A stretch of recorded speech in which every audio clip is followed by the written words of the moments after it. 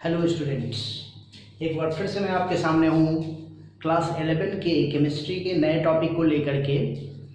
और वो टॉपिक होगा डाल्टन्स एटॉमिक थ्योरी और हम लोग बात करेंगे एवोगाड्रो हाइपोथेसिस का। इससे रिलेटेड इवन हम लोग कुछ न्यूमेरिकल्स भी बनाएंगे। ओके, जैसा कि मैंने पहले भी आपको बताया है कि जो वीडियो आपको प्रोवाइड किया जा रहा है इस चैनल पे स्पेशली क्लास 11 वाले लोगों के लिए, तो इसका पीडीएफ फॉर्मेट ऑलरेडी हमने डाल दिया है किस पे, टेलीग्राम पे। तो आपको करना क्या है, आप टेलीग्राम चैनल पे जाओ और वहाँ पे एडो फ्यूचर सर्च करो और वहाँ पे आपको मिलेगा हमारा पीडीएफ का लिंक जो मैंने वीडियो आज आपको प्रोवाइड किया है।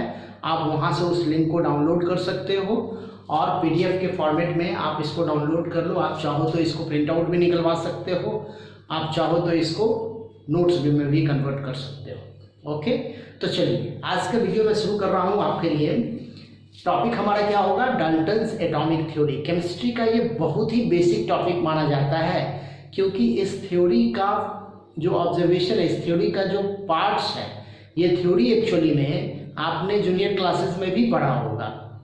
तो चूंकि मेरा ये वादा है आपसे कि मैं आपको जीरो लेवल से एडवांस लेवल तक लेके जाऊंगा, तो इसी प्रयास के अंतर्गत मैं आपको आज बताने जा रहा हूं सबसे पहले डाल्टन्स एटॉमिक थ्योरी। अब देखो, डाल्टन्स एटॉमिक थ्योरी जो था ना, वो एटम के बारे में कॉन्सेप्ट था। एटम से रिलेटेड वेरियस कॉन्सेप्ट्स जो डाल्टन के द्वारा प्रोवाइड किए गए थे उस जमाने में। अपने ज़माने में एटम्स के लिए डाल्टन ने कुछ अपना पर्सनल कॉन्सेप्ट दिया था, उसी कॉन्सेप्ट को हम लोग पढ़ते हैं। तो कॉन्सेप्ट क्या था, देखो सबसे पहला कॉन्सेप्ट था कि डाल्टन ने कहा था कि matter is made up of a smallest particle. The first concept is what, matter is made up of smallest particles, है ना। मैटर जो होता है ना, वो बना हुआ होता है बहुत ही छोटे छोटे पार्टिकल्स का, and that particles are called as atom. इस पार्टिकल को उन्होंने क्या नाम दिया, एटम। हालांकि टर्म एटम जो था वो डाल्टन के द्वारा प्रपोज नहीं किया गया था, ये डेमोक्राइटस के द्वारा प्रपोज किया गया था। टर्म एटम देने वाले साइंटिस्ट कौन थे, डेमोक्राइटस। ओके, अब देखिए दूसरा कॉन्सेप्ट। फर्स्ट कॉन्सेप्ट तो ये था कि हर मैटर जो है वो सबसे स्मॉलेस्ट यूनिट का बना हुआ होता है और उस स्मॉलेस्ट यूनिट को हम लोग एटम कहते हैं। आखिर ये स्मॉलेस्ट क्यों है, तो डाल्टन के द्वारा बताया गया कि atom neither be created nor destroy. Atom जो है वो ना तो क्रिएट किया जा सकता है और न ही डिस्ट्रॉय किया जा सकता है। ना तो क्रिएट किया जा सकता है, ना ही डिस्ट्रॉय किया जा सकता है। ये मेरा सेकेंड, ये एक्चुअली में डाल्टन का सेकेंड कॉन्सेप्ट था। थर्ड कॉन्सेप्ट देखते हैं क्या कहता है। थर्ड कॉन्सेप्ट बोला गया कि जो एटम होते हैं ना, किसी भी पर्टिकुलर एलिमेंट के, कोई भी पर्टिकुलर मैटर का या एलिमेंट का जो एटम होता है वो डिफरेंट पॉइंट ऑफ व्यू से आइडेंटिकल होता है। मतलब क्या, एटम्स ऑफ सिमिलर एलिमेंट या सेम एलिमेंट कहें, सिमिलर नहीं, सेम एलिमेंट आर आइडेंटिकल। ये क्या होते हैं, आइडेंटिकल होते हैं डिफरेंट पॉइंट ऑफ व्यू से, साइज के हिसाब से, शेप के हिसाब से, मास के हिसाब से, प्रॉपर्टीज के हिसाब से। मतलब इन ऑल एस्पेक्ट ये क्या होते हैं, एक दूसरे के आइडेंटिकल होते हैं। ये बातें बताई गई। चौथा कॉन्सेप्ट क्या था कि जब सेम एलिमेंट के एटम सिमिलर होते हैं तो डिफरेंट एलिमेंट के एटम क्या होंगे, डिसिमिलर होंगे। तो चौथा कॉन्सेप्ट मेरा यही था कि different, the atom of different element are different. क्या कहता है, atoms of different element are different together, है ना। मतलब अलग अलग एलिमेंट के जो एटम होते हैं ना, वो क्या होते हैं, डिफरेंट होते हैं। ये बातें बताई गई जॉन डाल्टन के द्वारा। फिर उन्होंने क्या बताया कि एटम जो होता है वो केमिकल रिएक्शन में इन्वॉल्व हो सकता है। तो पांचवा कॉन्सेप्ट था एटम इन्वॉल्व्स इन केमिकल रिएक्शन, है ना। केमिकल रिएक्शन में एटम के इन्वॉल्वमेंट को उन्होंने ये किया, मतलब प्रोवाइड करवाया। उन्होंने कहा कि एटम जो होते हैं वो केमिकल रिएक्शन में इन्वॉल्व हो सकते हैं। ओके, नेक्स्ट कॉन्सेप्ट क्या था कि जब एटम ऑफ सेम और डिफरेंट एलिमेंट कंबाइन करते हैं आपस में by the means of chemical reaction, then formation of compound take place. क्या बताया गया कि व्हेन एटम ऑफ सिमिलर और dissimilar elements are combined together they able to form compounds. तो नेक्स्ट कॉन्सेप्ट था एटम्स ऑफ सिमिलर और dissimilar elements combined chemically to form compounds. क्या बनाते हैं? कंपाउंड्स का फॉर्मेशन करते हैं, और उनको उन्होंने कंपाउंड एटम का टर्म दिया था। उसके लिए उन्होंने टर्म दिया था क्या? कंपाउंड एटम का। अब उन्होंने क्या बताया? अगला कॉन्सेप्ट जो था, सातवां कॉन्सेप्ट क्या था उनका? सातवां कॉन्सेप्ट क्या था कि जब एटम कंबाइन करता है ना कंपाउंड के बनाने के लिए, तो वो हमेशा होल नंबर से कंबाइन करता है। The combination of atom is always by whole number ratio. क्या कहा? Atoms combine together by whole number ratio. हमेशा ये होल नंबर रेशियो से कंबाइन करता है। कहने का मतलब क्या? 1:1, 1:2, 3:1, 4:2, मतलब हमेशा ये होल नंबर रेशियो से ही कंबाइन करता है। ये रेशियो जो होगा ना वो होल नंबर के टर्म में होगा। ओके, नेक्स्ट बातें क्या बताई गई? सबसे लास्ट कॉन्सेप्ट, नेक्स्ट बातें बताई गई that is law of multiple proportion. आपको याद होगा, मैंने बताया है, इसके पिछले वीडियो में मैंने बताया है कि law of multiple proportion John Dalton के द्वारा दिया गया था। तो क्या था? लॉ ऑफ मल्टीपल प्रोपोर्शन जो प्रपोज किया गया था किसके द्वारा? जॉन डाल्टन के द्वारा, है ना। तो इस तरह से डाल्टन का वेरियस जो पोस्टुलेट्स था एटम के टुवर्ड्स वो आया। क्या क्या आया भाई? कि matters are made up of smallest particle that's are called atom. Atom neither be created not be destroy. Atom of similar element have same properties और identical. Atom of dissimilar element have different properties और different together. Atom can take part in chemical reaction. हम कह सकते हैं। हाँ, उसके बाद क्या बताया गया कि जब सिमिलर एटम या फिर डिसिमिलर एटम आपस में कंबाइन करते हैं तो कंपाउंड्स का फॉर्मेशन होता है। फिर उन्होंने बताया कि एटम जब कंबाइन करता है तो वो उसका कॉम्बिनेशन जो होता है ना ड्यूरिंग द केमिकल रिएक्शन, ये हमेशा होल नंबर रेशियो में होता है। फिर उन्होंने बताया लॉ ऑफ मल्टीपल प्रोपोर्शन, आपको याद होगा, जिसमें क्या कहा गया था कि when 2 or more than 2 elements combine together and form different compound, then mass proportion of that element in a different compound are in simple multiple to each other, है ना। यही बातें बताई गई थी जॉन डाल्टन के द्वारा। चूंकि ये टॉपिक मैंने पिछले वीडियो में कवर कर दिया, इसलिए मैं इसको डिटेल नहीं कर रहा हूँ। लॉ ऑफ मल्टीपल प्रोपोर्शन को इवन इस पे हम लोगों ने न्यूमेरिकल्स भी सॉल्व किया है। ओके, तो चलिए अब हम लोग बात करते हैं कि ये सारा जो कॉन्सेप्ट था डाल्टन का अपने ज़माने में, क्या वो कॉन्सेप्ट मॉडर्न व्यू के हिसाब से सही था? जैसे जैसे साइंस में, जैसे जैसे केमिस्ट्री में डिस्कवरी हुई, नए नए कॉन्सेप्ट आए, तो क्या हुआ भाई? डाल्टन के ये सारे जो कॉन्सेप्ट प्रोवाइड किए गए थे ना, इसमें नंबर ऑफ लिमिटेशंस शुरू हो गए, नंबर ऑफ डिमेरिट्स आने लगे। तो हुआ क्या भाई? डाल्टन के कॉन्सेप्ट का मैक्सिमम हिस्सा जो था ना वो अनयूजेबल हो गया हमारे लिए, मतलब हमारे लिए उतना वैल्यूएबल नहीं रह गया। फिर भी हम लोग इसको पढ़ रहे हैं क्योंकि जब आदमी गलती करता है तभी तो सीखता है ना। तो डाल्टन का कॉन्सेप्ट अपने ज़माने में बहुत अच्छा कॉन्सेप्ट था, लोगों के लिए काफ़ी अच्छा इम्पोर्टेंट कॉन्सेप्ट माना जाता था। हालांकि बाद में जैसे जैसे केमिस्ट्री डेवलप हुआ वैसे वैसे ये कॉन्सेप्ट में बहुत सारी खामियां हम लोगों को नज़र आ गई। तो अब जो हम लोग पढ़ेंगे दैट इज लिमिटेशंस। हम लोग क्या करेंगे? Limitations of Dalton concept. Dalton का जो पोस्टुलेट्स था उसके क्या लिमिटेशन रहे हैं, अब हम लोग इसी चीज़ को देखने जा रहे हैं। ओके,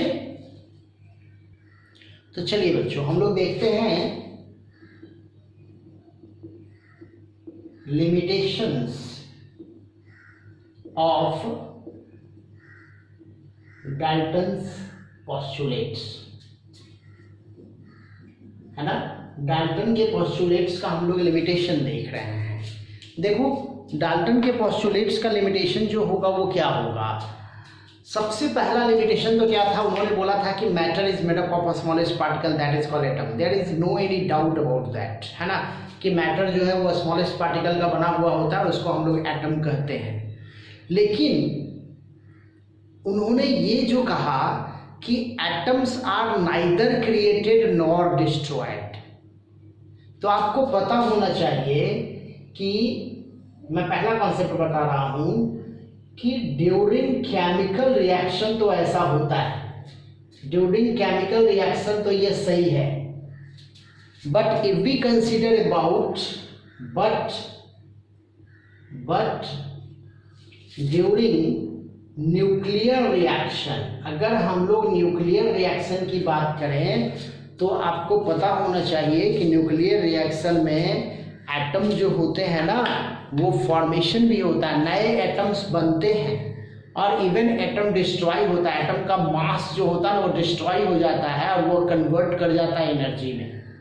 ओके, तो ये कॉन्सेप्ट कहीं ना कहीं क्या था, न्यूक्लियर रिएक्शन के लिए गलत था, केमिकल रिएक्शन के लिए बिल्कुल सही था ये। ओके, दूसरा इंपॉर्टेंट बात, सेकेंड लिमिटेशन हम लोग देख रहे हैं। उन्होंने कहा था कि the atom of similar element are identical to each other. Atom, same element के एटम जो होते हैं वो एक दूसरे के आइडेंटिकल होते हैं, लेकिन डाल्टन के काफी बाद आइसोटॉप्स का कॉन्सेप्ट आया। किसका कॉन्सेप्ट आया? आइसोटॉप्स का। तो आइसोटॉप्स का जो कॉन्सेप्ट था उसमें कहा गया क्या कि सेम टाइप के जो एलिमेंट होते हैं, एलिमेंट मतलब सेम टाइप के एटम जो होते हैं किसी भी पर्टिकुलर एलिमेंट के, वो अलग अलग हो सकते हैं, वो डिफरेंट हो सकते हैं bye the means of their atomic mass. मतलब क्या कि atom of same element has different atomic mass, है ना। तो आप देख रहे हो सेम एलिमेंट का एटॉमिक मास डिफरेंट है। तो डाल्टन का कॉन्सेप्ट तो ऐसा नहीं कर रहा था ना। डाल्टन ने क्या कहा था कि सेम एलिमेंट के जो सारे प्रॉपर्टीज होंगे वो सेम ही होंगे, लेकिन यहाँ ये चीज फॉलो नहीं हो रहा था। इसी तरह से अगर हम लोग थर्ड कॉन्सेप्ट देखते हैं तो डाल्टन के द्वारा क्या बोला गया था कि डिफरेंट एलिमेंट के जो प्रॉपर्टीज होते हैं, वेरियस प्रॉपर्टीज जो होते हैं वो सेम नहीं होते, वो डिफरेंट होते हैं। डिफरेंट एलिमेंट के प्रॉपर्टीज क्या होंगे? डिफरेंट एलिमेंट के जो एटम्स होंगे उनकी प्रॉपर्टीज क्या होगी? डिफरेंट होगी। लेकिन if we consider about isobar, अगर हम लोग किसकी बात करें? आइसोबार की, तो आइसोबार में क्या होता है? आइसोबार का कॉन्सेप्ट थोड़ा बहुत आपने पढ़ा होगा प्रीवियस क्लासेस में, ऐसे तो हम लोग डिटेल एटॉमिक स्ट्रक्चर में पढ़ लेंगे इसको, लेकिन आइसोबार और आइसोटॉप्स में, आइसोटॉप्स तो पढ़ा हुआ टॉपिक है, लेकिन आप समझ लीजिए इसको कि जब atom of same element has different atomic mass तो हम लोग बोलते हैं आइसोटॉप्स। और आइसोबार क्या होता है कि different atom have same atomic mass, है ना। क्या होगा इसमें? Different atom of element, different atom of element have same क्या? Atomic mass. जब एटॉमिक मास सेम है, एलिमेंट, एटम का एलिमेंट क्या है? डिफरेंट है, तो हम लोग क्या बोलते हैं? आइसोबार। तो डाल्टन ने ये नहीं कहा था ना, डाल्टन ने कहा था कि डिफरेंट एटम में डिफरेंट होंगे प्रॉपर्टीज, लेकिन यहाँ डिफरेंट एटम में क्या है, सेम है। जैसे मैं एक एग्जांपल दे देता हूँ, जैसे मान लो मैं बात कर रहा हूँ पोटाशियम का और आर्गन का, है ना। अब पोटाशियम का एटॉमिक नंबर है 19, आर्गन का एटॉमिक नंबर है 18, है ना। लेकिन एटॉमिक मास जो होता है वो दोनों का लगभग सेम होता है।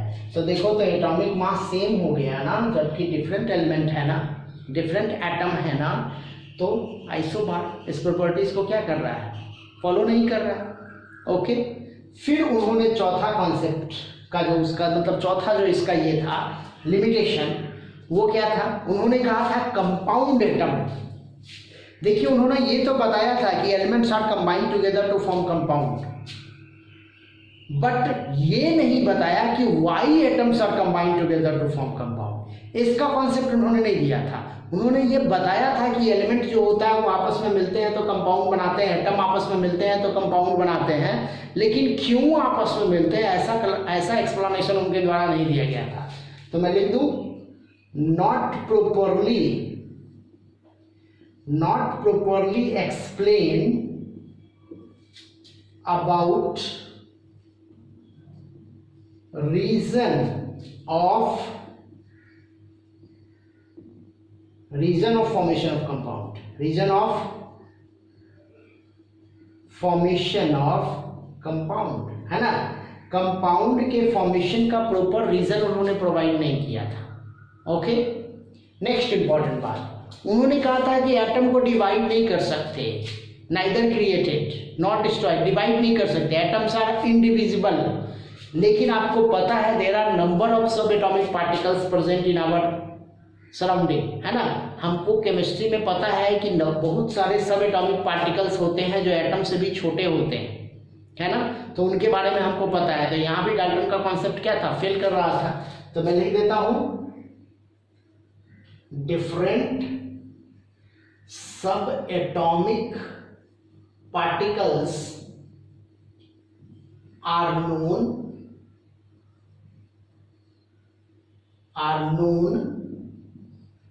which are a smaller than atom। ये एटम से क्या है, स्मॉलर है ना। ये एटम से क्या है, स्मॉलर है। ओके, तो ये भी कॉन्सेप्ट क्या था डाल्टन का, लिमिट मतलब ये भी क्या है, लिमिटेशन है उनका।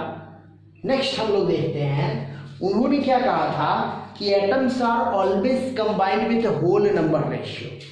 एटम जो होता है वो होल नंबर रेशियो से कंबाइन करता है, लेकिन जब आप एक कंपाउंड पढ़ोगे उसका नाम है इंटरस्टिशियल कंपाउंड। क्या है, इंटरस्टिशियल कंपाउंड, है ना। जब आप इंटरस्टिशियल कंपाउंड के बारे में पढ़ोगे ना तो आपको पता चलेगा कि इसमें फ्रैक्शनल नंबर भी होता है, इसमें होल नंबर रेशियो से नहीं होता, इसमें फ्रैक्शनल नंबर रेशियो भी होते हैं। कंसिस्ट क्या, फ्रैक्शनल रेशियो ऑफ कंस्टिट्यूएंट्स, है ना। कंस्टिट्यूएंट्स के जो रेशियो होते हैं ना वो फ्रैक्शनल नंबर में होते हैं। ओके, ठीक ना। तो ये बातें भी बताई गई थी as a limitations of Dalton concept.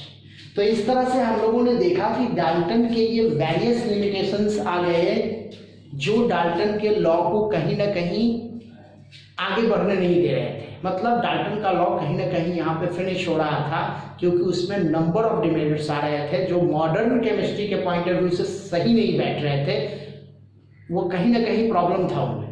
Okay, तो इस तरह से हम लोगों ने समझ लिया किसके बारे में, डाल्टन्स के कॉन्सेप्ट के बारे में। अब जो मैं बताऊंगा आपको वो क्या होगा, एवोगाड्रो हाइपोथेसिस। ठीक, तो चलिए हम लोग अब बात करेंगे किसके बारे में, एवोगाड्रो हाइपोथेसिस के बारे में, और इसी से रिलेटेड इवन कुछ न्यूमेरिकल कॉन्सेप्ट भी मैं आपको शेयर करूंगा। तो चलिए बच्चों, अब आप तैयार रहिए एवोगाड्रो हाइपोथेसिस के लिए। एवोगाड्रो हाइपोथेसिस, देखो क्या करता है ये एवोगाड्रो हाइपोथेसिस। एवोगाड्रो हाइपोथेसिस कहता है कि कोई भी गैस का, किसी भी गैस का जो वॉल्यूम होता है, मतलब एक खास टेम्परेचर पे, पहले मैं लिख दूं, eight particular temperature and pressure,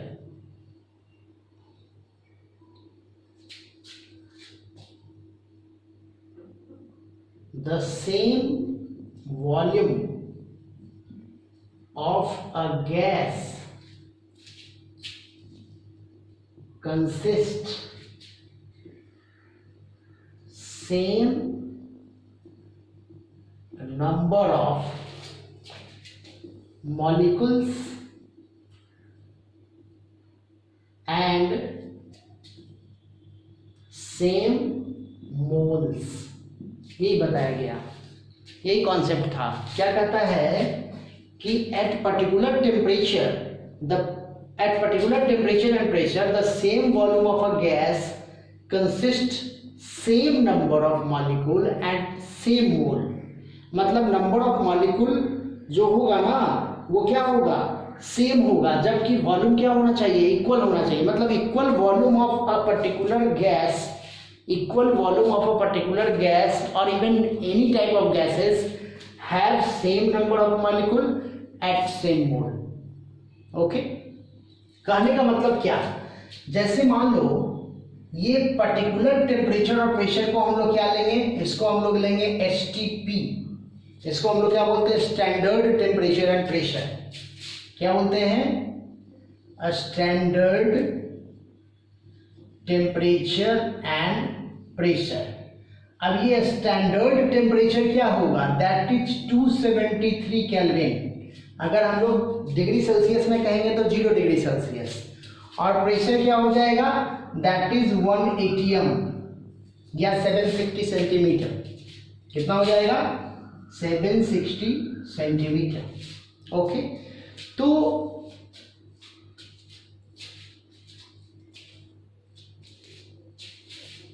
760 mmHg कर देते हैं, सेंटीमीटर नहीं होता है, 760 mmHg। ओके, अब देखिए स्टैंडर्ड टेम्परेचर और प्रेशर पे जो equal volume of any gas, equal volume क्या होगा, that is 22.4 litre. This is the equal volume, क्योंकि एचटीपी पर किसी भी गैस का वॉल्यूम इक्वल माना गया है, that is 22.4 litre. Consist equal number of क्या, molecules, same number of molecules consist करते हैं, एंड सेम मोल, और सेम ही मोल कंसिस्ट करते हैं। मोल का कॉन्सेप्ट आप थोड़ा बहुत जानते होंगे कि ये क्या होता है, तो नंबर ऑफ एंटिटीज को, जैसे एटम को, मॉलिक्यूल को रिप्रेजेंट करने का एक यूनिट होता है ना। तो एक इक्वल वॉल्यूम ऑफ कोई किसी भी गैस का जो इक्वल वॉल्यूम होगा वो same number of molecule consist करेंगे और सेम मोल में। मान लो जैसे मैं बात कर रहा हूँ ऑक्सीजन का, तो 22.4 लीटर जो ऑक्सीजन होगा ना, उसका नंबर ऑफ मॉलिक्यूल सेम होगा, दैट इज 6.022 इंटू 10⁻23 होगा, और इसके मोल भी सेम ही होंगे, दैट इज 1 मोल। उसी तरह से अगर मैं बात करता हूं CO2 का, तो 22.4 लीटर इसी के बराबर होगा, फिक्स है। दिस इज एवोगाड्रो हाइपोथेसिस, इसी को बोलते हैं एवोगाड्रो हाइपोथेसिस। मान लो मैं अमोनिया ले रहा हूं, तो अगर मैं 1 मोल अमोनिया लूँ, इसका मतलब क्या होगा, एट एसटीपी पर क्या होगा, 22.4 लीटर, और ये भी सेम ही होगा, और ये भी क्या होगा, 1 मोल ही होगा। ये चेंज नहीं करेगा, ये फिक्स है। ओके, यही बातें बताई गई कि इनके द्वारा, एवोगाड्रो के द्वारा। अब इन्होंने ही ये नंबर पुट किया था। ये जो नंबर आप देख रहे हो ना, this is very magical number, बहुत ही इंपॉर्टेंट नंबर है। इस नंबर का प्रपोजल एवोगाड्रो के द्वारा ही दिया गया था। इसको हम लोग ऐसे रिप्रेजेंट करते हैं, ये रिप्रेजेंटेशन है इस नंबर का। मतलब क्या, एवोगाड्रो नंबर का रिप्रेजेंटेशन है Na, है ना, N, और इसके बॉटम में क्या रखते हैं, A। तो ये चीज जो है ना, एवोगाड्रो नंबर को रिप्रेजेंट करता है। तो यही है एवोगाड्रो का क्या, हाइपोथेसिस कि क्या कहा गया, सिंपल वे में अगर हम लोग इसको बोले तो क्या कहा गया कि at same temperature and pressure equal volume of all the gases have equal number of molecules and equal mole. At same temperature and pressure any gases, किसी भी गैस का इक्वल वॉल्यूम जो होगा वो same number of molecule consist करेंगे और same मोल भी consist करेंगे। क्लियर है? अब इसका एप्लीकेशन क्या है, आखिर हम लोग इसका यूज कैसे करते हैं, हम लोग क्यों पढ़ रहे हैं एवोगाड्रो हाइपोथेसिस। देखिए, अगर हम लोग इसका यूजेस देखते हैं तो यूजेस अलग अलग पॉइंट ऑफ व्यू से होता है। जैसे मान लो अगर आपको किसी चीज का वॉल्यूम डिटरमाइन करना है एट एसटीपी, है ना, मान लो कोई गैस दिया हुआ है उसका वॉल्यूम डिटरमाइन करना है तो आप डिटरमाइन कर सकते हो, है ना। तो सबसे पहले हम लोग इसका जो एप्लीकेशन देख रहे हैं वो क्या है, टू डिटरमाइन वॉल्यूम और number of molecules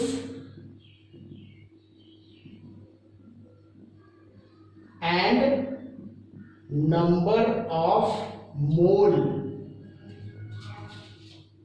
of given gas. किसी भी गैस का हम वॉल्यूम ये सब निकाल सकते हैं। जैसे मैं एग्जांपल दे दूं, अगर मैं कहता हूं कि CaCO3 है, ये डिसोसिएट कर रहा है CaO प्लस CO2 में। क्लियर है? समझ में आ रही बात? अगर मैं आपसे ये क्वेश्चन देता हूं कि find the volume of CO2 released at STP when 10 gram calcium carbonate is strongly heated।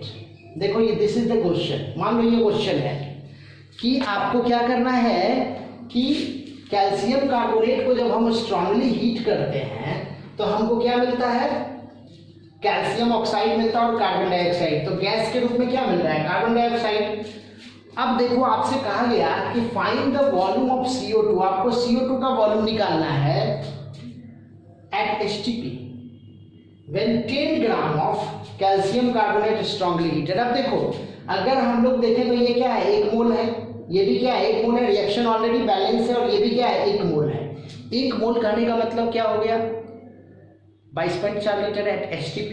तो जरा ध्यान दीजिएगा, इसको अगर आप मोलर मास को कैलकुलेट करोगे तो कितना हो जाएगा, 40 + 12 + 3 × 16, मतलब ये हो जाएगा 100। अगर हम लोग ग्राम मोलर मास में करेंगे तो 100 gram. Carbon dioxide according to STP कितना निकल रहा है, 22.4 लीटर, क्योंकि ये 1 मोल है और किसी भी गैस का 1 मोल जो होता है वो क्या होता है, STP पर 22.4 लीटर के बराबर होता है। तो बड़ा आसान हो गया न्यूमेरिकल, ध्यान दीजिएगा। 100 ग्राम में कितना निकल रहा है, 22.4 लीटर, तो 10 ग्राम में कितना निकलेगा, तो 22.4/100 × 10। देखिए आपका आंसर आ जाएगा। तो हम डिटरमाइन कर सकते हैं, ये तो एक टाइप का न्यूमेरिकल है, ऐसा बहुत सारा न्यूमेरिकल मिलेगा आपको।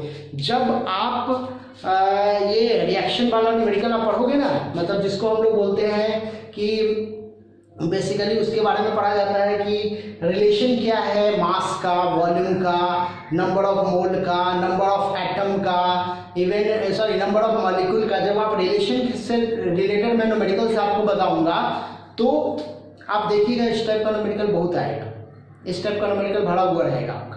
ओके, तो इस तरह से हम लोग उसको डिटरमाइन करते हैं। तो कहीं ना कहीं यहाँ पे किसका रोल है, एवोगाड्रो हाइपोथेसिस का, उसी की वजह से हम इसको डिटरमाइन कर रहे हैं। तो पहला मेरा मेथड ये हो गया। ओके, अभी फिलहाल मैं आपको टाइप्स बता रहा हूँ, फिर मैं एक ऐसा काम करूंगा कि मैं न्यूमेरिकल का एक अलग से आपको क्लास ही प्रोवाइड कर दूंगा, मतलब एक अलग से आपको वीडियो प्रोवाइड कर दूंगा जिसमें डिफरेंट वैरायटीज के न्यूमेरिकल्स इससे रिलेटेड आपको मिल जाएंगे। ओके, चलिए आगे बढ़ते हैं। दूसरा एप्लीकेशन क्या है, ये तो मेरा फर्स्ट एप्लीकेशन हो गया। अब देखिए सेकेंड एप्लीकेशन है एवोगाड्रो हाइपोथेसिस का। दूसरा एक बहुत ही इंपॉर्टेंट एप्लीकेशन बताया गया है, that is to determine the vapour density है ना, जिसको हम लोग बोलते हैं relation between vapour density and molecular weight. हम लोग क्या, ये फर्स्ट हो गया मेरा ना। सेकेंड है क्या, relationship between vapour density and molecular wait, MW में लिख रहा हूं, मॉलिक्यूलर वेट।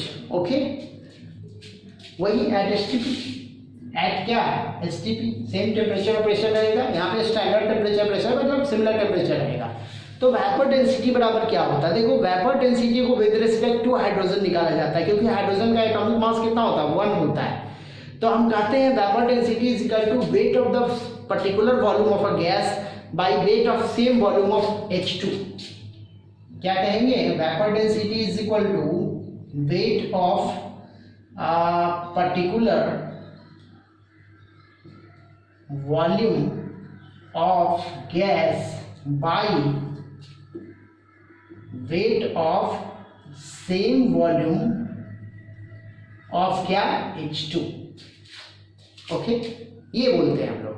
अब एवोगाड्रो हाइपोथेसिस से हम क्या कहेंगे कि जब सेम वॉल्यूम ऑफ गैस रहेगा तो उसको हम लोग क्या करेंगे, एन मॉलिक्यूल, मॉलिक्यूल के टर्म में लिखेंगे तो एन मॉलिक्यूल ऑफ गैस लिखेंगे। तो हम क्या लिखेंगे, वेट ऑफ एन, एन है molecules of gas by weight of क्या, एन, एन मॉलिक्यूल्स ऑफ क्या लिखेंगे, हाइड्रोजन लिखेंगे, है ना। मतलब विद रिस्पेक्ट टू हाइड्रोजन हम लोग निकाल रहे हैं। तो weight of N molecule of gas, मान लो एन बराबर 1 है, एन बराबर क्या है, 1 है। मैं यहां लिख देता हूं, if N is equal to 1, तो weight of 1 molecule of gas हम कहेंगे, है ना। तो हम क्या कहेंगे, vapour density is equal to weight of 1 molecule of gas by क्या कहेंगे, वेट ऑफ 1 मॉलिक्यूल ऑफ क्या, 1 मॉलिक्यूल ऑफ हाइड्रोजन। ओके, अब देखो तो weight of 1 molecule of hydrogen कहने का मतलब 2 एटम ऑफ हाइड्रोजन हो जाएगा कि नहीं।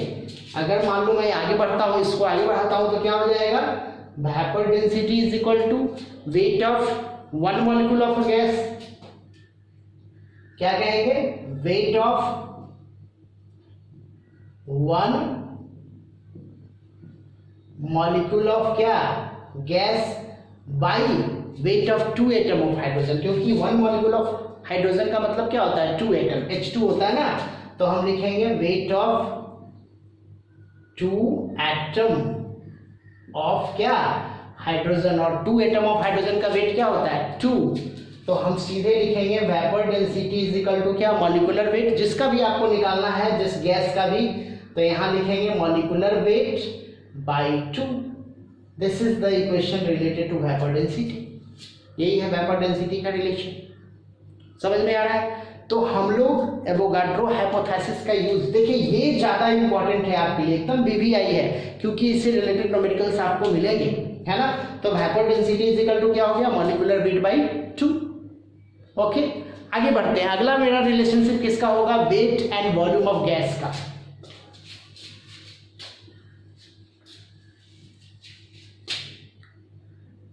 तो हम लोग नेक्स्ट रिलेशन को देखते हैं,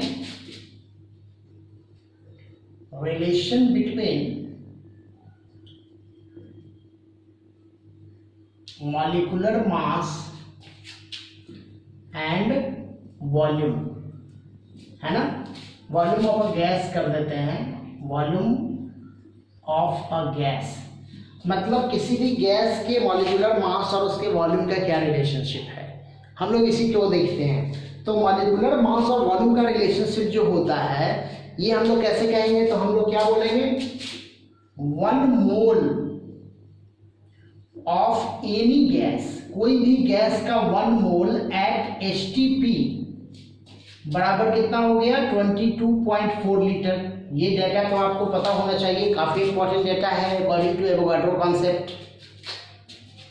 अब 1 मोल बराबर क्या होता है, मैं यहां लिख देता हूं, 1 मोल बराबर क्या हो जाएगा, मोलर मास या मॉलिक्यूलर मास बराबर क्या हो जाएगा 22.4 लीटर। मॉलिक्यूलर मास के रेस्पेक्ट में हम लोग उसको बोलेंगे तो 22.4 लीटर।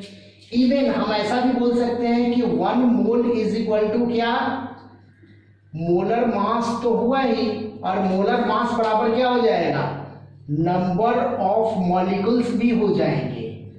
नंबर ऑफ क्या हो जाएंगे मॉलिक्यूल, क्योंकि 1 मोल में नंबर ऑफ मॉलिक्यूल तो फिक्स है ना, बराबर क्या हो जाएगा 22.4 लीटर। तो ये बेसिक कॉन्सेप्ट है, इसी कॉन्सेप्ट के आधार पे हम लोग कुछ न्यूमेरिकल सॉल्व कर सकते हैं। ओके, जैसे मान लो मैं अगर एक न्यूमेरिकल आपको बताता हूं कि जैसे मान लीजिए आपको दिया हुआ है कोई भी गैस है, उसका मान लो वॉल्यूम दिया हुआ है, मान लो मैं कहूं कि 5.6 लीटर ऑफ अ गैस, एक गैस दिया हुआ है 5.6 litre at STP is given, है ना। एसटीपी पे 5.6 लीटर मैंने दिया, जिसका कि वेट कितना है भाई, जिसका मास कितना दिया हुआ है, मान लो मास दिया हुआ है 16 ग्राम, कितना दिया हुआ है 16 ग्राम। Find molar mass. अब देखो मोलर मास किससे रिलेटेड है, 1 मोल से, और 1 मोल किससे रिलेटेड है, नंबर ऑफ मॉलिक्यूल से, और नंबर ऑफ मॉलिक्यूल मतलब 1 मोल किसी भी गैस का कितना होता है 22.4 लीटर, 1 मोल कितना होता है 22.4 लीटर। अब देखो तो मैं इसको अगर दिखाऊं तो मैं क्या कहूंगा कि 5.6 लीटर में कितना मास दिया हुआ है 16 ग्राम। 5.6 लीटर में कितना मास दिया हुआ है 16 ग्राम, तो 1 लीटर में कितना हो जाएगा एट एसटीपी, मैं क्या बात कर रहा हूँ एसटीपी पे बात हो रही है, ऑलरेडी न्यूमेरिकल्स में प्रोवाइड किया गया है। तो 1 ग्राम में कितना हो जाएगा, तो 16/5.6, तो भाई मेरे 1 मोल निकालने का ना, मोलर मास निकालने बोल रहा है। मोलर मास किसके बराबर होता है 1 मोल के बराबर, 1 मोल कितने के बराबर होता है 22.4 लीटर के बराबर। तो 22.4 लीटर का मास क्या होगा, तो हम क्या करेंगे 16/5.6 इंटू 22.4। देखिए तो जब आप इसके वैल्यू को निकालोगे तो आपका आंसर आ जाएगा। समझ में आ रही है बात, आसान है ना। तो इस तरह से हम इसको कैलकुलेट कर सकते हैं। चलिए एक आध न्यूमेरिकल मैं और बताता हूं आपको इसी से रिलेटेड। अच्छा, इसका मैंने पीडीएफ फॉर्मेट आपको टेलीग्राम पे प्रोवाइड कर दिया, इसी से रिलेटेड न्यूमेरिकल्स का मैंने पीडीएफ फॉर्मेट टेलीग्राम पे प्रोवाइड कर दिया है। तो आप जरूर से जरूर जाइए और टेलीग्राम से इसको डाउनलोड कर लीजिए आप इसके पीडीएफ फॉर्मेट को, और उसमें और भी क्वेश्चंस आपको मिल जाएंगे जो आपको बनाना है, जो आपके प्रैक्टिस के लिए ठीक रहेगा। चलिए आगे बढ़ते हैं। मान लीजिए मैं अगला न्यूमेरिकल दे रहा हूं कि कोई भी गैस है, उसका मास दिया हुआ है और आपसे वॉल्यूम पूछा जा रहा है। ये तो वॉल्यूम दिया हुआ था ना, और हमने क्या पूछा मोलर मास पूछा। अब मैं क्या कह रहा हूं कि मैं आपको प्रोवाइड कर देता हूं मास और मैं पूछता हूं वॉल्यूम, है ना। तो देखिए दूसरा क्वेश्चन मैं लिखूं, मान लो calculate the volume of ammonia. मान लीजिए मैं अमोनिया पूछ रहा हूं, calculate the volume of ammonia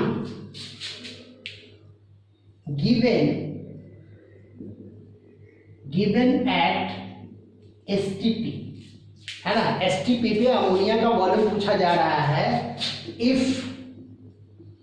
if mass of ammonia is कितना कर देते हैं, मान लो 5.6 ग्राम। मास ऑफ अमोनिया कितना दे दिया मैंने आपको 5.6 ग्राम दे दिया। ओके, अमोनिया के मास के हिसाब से इसको कर दे तो ज्यादा अच्छा रहेगा। चलिए 8.5 ग्राम दे दिया, 8.5 ग्राम हमने दे दिया। अब आपसे क्या पूछा जा रहा है, वॉल्यूम पूछा जा रहा है ना। अब जरा ध्यान दो, समझोगे 8.5 ग्राम जो है उसका वॉल्यूम निकालना है एचटीपी पे। तो हमको पता है ना कि 22.4 लीटर का मास जो होता है वो हमको पता है। देखो अमोनिया अगर मैं लिखूं तो ये क्या है 1 मोल है। अमोनिया का कितना मोल है 1 मोल है। 1 मोल का मतलब कितना हो गया 22.4 लीटर। ध्यान दीजिए 1 मोल का मतलब 22.4 लीटर है ना। और इसका मोलर मास कितना हो जाएगा, तो 14 + 3 मतलब 17 gram. This is molar mass. तो 17 ग्राम में कितना है? 22.4 लीटर। तो इतना ग्राम में कितना है पता चल जाएगा। समझ में आ रहा है? तो हम वैसे ही बनाएंगे। क्या लिखेंगे? 17 ग्राम इज इक्वल टू कितना? 22.4 लीटर। तो 1 ग्राम में कितना? तो 22.4 बाई 17। तो कितना में पूछ रहा है? 8.5 में पूछ रहा है। तो क्या होगा? 22.4 by 17 into 8.5। Now you can calculate your answer. आप आंसर को कैलकुलेट कर सकते हो। समझ में आ रहा? तो इस तरह से हम लोग करते हैं। चलिए एक और न्यूमेरिकल बनाते हैं। जो हम लोग वेपर डेंसिटी से रिलेटेड बात कर रहे थे, है ना? तो हम बता रहे हैं आपको वेपर डेंसिटी से रिलेटेड एक न्यूमेरिकल। देखो वेपर डेंसिटी बराबर क्या बताया था मैंने आपको? अभी मैंने बताया था वेपर डेंसिटी बराबर क्या होता है? मॉलिक्यूलर वेट बाई 2, है ना? क्योंकि हम लोग हाइड्रोजन एटम के रिस्पेक्ट में निकालते हैं इसको। मान लीजिए आपको ऐसा कुछ दिया हुआ है कि कोई भी गैस का एक पर्टिकुलर वॉल्यूम दिया हुआ है, ठीक ना? जैसे मान लो मैं लिखता हूं 11, क्वेश्चन है 11.2 litre of a gas at HTP. देखो एचटीपी पर ही हम लोग ये काम कर रहे हैं, है ना? कि 11.2 लीटर गैस दिया हुआ है एचटीपी पे, ठीक? और उसका वेट मान लीजिए दिया हुआ है, वेट इज, मान लो मैं लिख देता हूं 30.2 ग्राम। वेट कितना है भाई? 30.2 ग्राम। तो find vapour density, find VD. आपको वेपर डेंसिटी निकालना है। अब जरा मुझे ये बताओ 11.2 लीटर जो है उसका वेट कितना है? 30.2 ग्राम। तो 22.4 लीटर का वेट क्या होगा पता चल जाएगा, है ना? तो देखिए 11.2 ग्राम लीटर का वेट है कितना? 30.2 ग्राम। तो 22.4 लीटर का, क्योंकि 1 मोल का हमको निकालना है ना, तो 22.4 लीटर का कितना हो जाएगा? बोलिए। 30.2 बाई 11.2 इंटू 22.4 होगा। कोई प्रॉब्लम नहीं। अब देखो इसका कैलकुलेशन आप करोगे तो क्या निकलेगा? Molar mass. जब आप इसको, मैं कर ही देता हूं, देखिए 2 से गुना करेंगे तो कितना हो जाएगा? 60.4 ग्राम हो जाएगा इसका मोलर मास। और मॉलिक्यूलर वेट आ गया ना, तो वेपर डेंसिटी बराबर क्या हो जाएगा? Molecular weight by 2। Molecular weight कितना है? 60.4 बाई 2, कहने का मतलब 30.2। This is molecular weight. AMU के टर्म में निकालते हैं या ग्राम के टर्म में रख देते हैं इसको। तो this is about what? Vapour density. इस तरह से हम लोगों ने वेपर डेंसिटी निकाल लिया। तो इस तरह के न्यूमेरिकल्स आपको पूछे जाते हैं, है ना? और इसी टाइप का न्यूमेरिकल्स मैंने आपको प्रोवाइड कर दिया है पीडीएफ फॉर्मेट में टेलीग्राम के ऊपर। तो आप जाइए टेलीग्राम पे इसको अपलोड कर लीजिए। टेलीग्राम पे आप इसको अपलोड करके उसके बाद आप इसको बना सकते हो। अगर कोई प्रॉब्लम आता है तो आप कमेंट बॉक्स में हमसे कमेंट करके पूछिए, आपको आंसर जरूर मिलेगा। ओके, तो इन्हीं सारी बातों के साथ आपका बहुत बहुत धन्यवाद एडू फ्यूचर चैनल पे बने रहने के लिए। Thank you.